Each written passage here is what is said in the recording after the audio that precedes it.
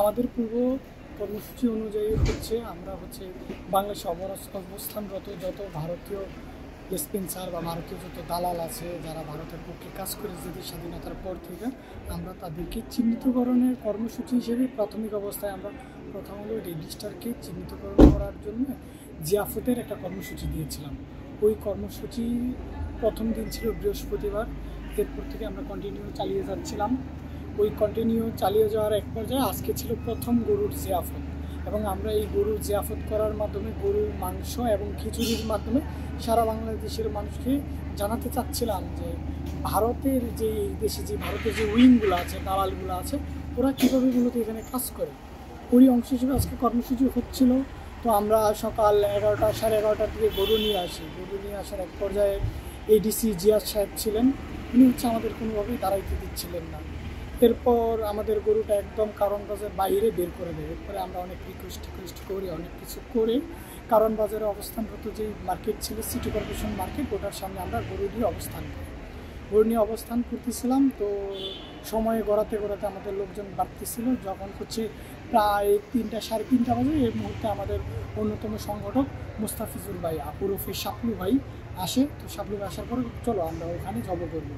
তো আমরা যখন হচ্ছে ওই অফিসের সামনে যাই, সম্ভবত প্রগতি লাইফ ইন্স্যুরেন্স একটা অফিস, ওইটার নিচে আর কি।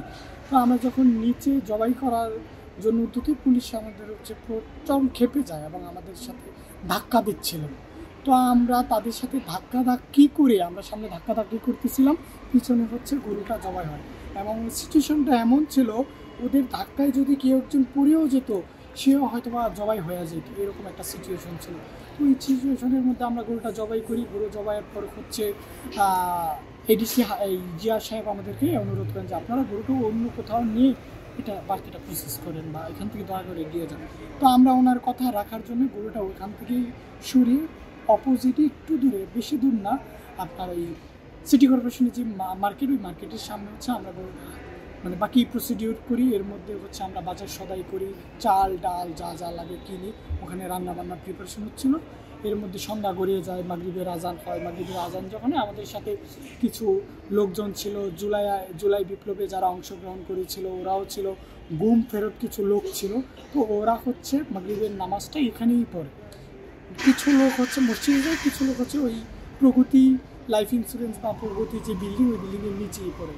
তো নামাজ পড়ার পর তখন দেখলাম যে তারা হচ্ছে খুব প্রিপারেশন নিচ্ছিল, জামা টামা পড়তেছিল, লাঠি টাঠি নিচ্ছে। তখন বুঝলাম যে তারা আক্রমণ করতে পারে।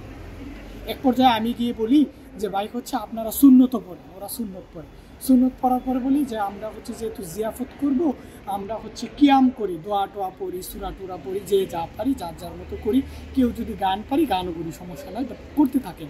তো এর মধ্যে চলতেছে ঘন্টাখানেক সময়, তো 6টার একটু পরই তারা হচ্ছে আবার বিশৃঙ্খলা শুরু করে। মানে কোনো কারণ ছাড়াই, কোনো উস্কানি ছাড়াই তারা হুইসেল বাজাতে শুরু করে যে উঠে যা, চলে যা, চাপ দিচ্ছিল। অথচ ওখানে সেনাবাহিনী উপস্থিত ছিল, সেনাবাহিনী তাদের অবস্থায় দাঁড়ানো ছিল। এক পর্যায়ে হচ্ছে মারামারি শুরু হয় বলতে ওরা আমাদেরকে লাঠিচার্জ শুরু করে।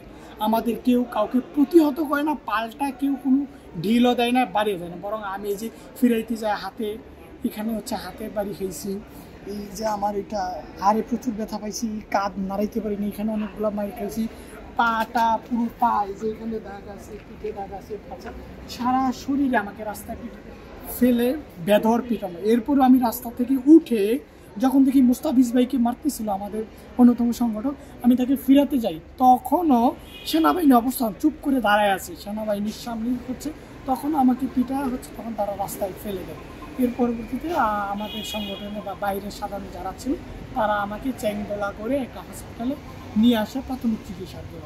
এছাড়াও আমার সাথে আরও 2টা লোক আসে। একজনের হচ্ছে সাউন্ড গ্রেনেড করে এখানে গালে অনেকটা ক্ষত হয়ে যায়, তাকে ওখানে প্রাথমিক চিকিৎসা দেওয়া হয়েছিল। আরেকটা ছেলে ছিল সম্ভবত পথচারী, ছেলেটার নাম অন্যজনের কাছ থেকে জেনেছি, ছেলেটা বোবা ছিল আর কি। তো তার পায়ে হচ্ছে শর্টগান থেকে যে স্প্লিন্টার মেরেছিল, ছোটো ছেলেটা বললো যে এরকম গোল এরকম বড়, ওটা হচ্ছে পায়ে লেগে তার একটা রগ ছিঁড়ে গেছে যতটুকু জানি। সে হাসপাতালে এখন ভর্তি আছে, চিকিৎসা চলছে। এই ছিল আজকের ঘটনা। আচ্ছা, এই ঘটনার প্রেক্ষিতে আপনাদের কোনো সামনে কর্মসূচি কিংবা কোনো কিছু? এই ঘটনার প্রেক্ষিতে আমাদের সামনে হয়তো কর্মসূচি আসবে, আমরা হচ্ছে ওই রাতের মধ্যে ইনশাল্লাহ জানিয়ে দেবো, হয়তো অবস্থান কর্মসূচি নয়তো ঘেরাও কর্মসূচি হবে। কারণ আমরা ভারতের কোনো দালালকে এই দেশে দেখতে চাই না, আমরা চাই না আর কোনো বর্ডার কিলিং, আমরা চাই না হচ্ছে দাড়ি টুপি দেখলেই মানুষকে জঙ্গি বলা হোক, আমরা চাই না আর কোনো রাজনৈতিক দলের রাজনৈতিক নেতাদের যেমন তারেক রহমান, খালেদা জিয়া বা অন্যান্য দলের যত নেতাকর্মী ছিল জামাতের, তাদেরকে যুদ্ধাপরাধী, খুনি এইগুলা বলে তাদের ক্যারেক্টার অ্যাসাসিনেশন করা হোক, এরকম কোনো মিডিয়া বা ভারতের কোনো দালাল এই দেশে থাকুক। সো আমরা আগামী কর্মসূচি অতি দ্রুতই জানিয়ে দেবো। আসসালাম।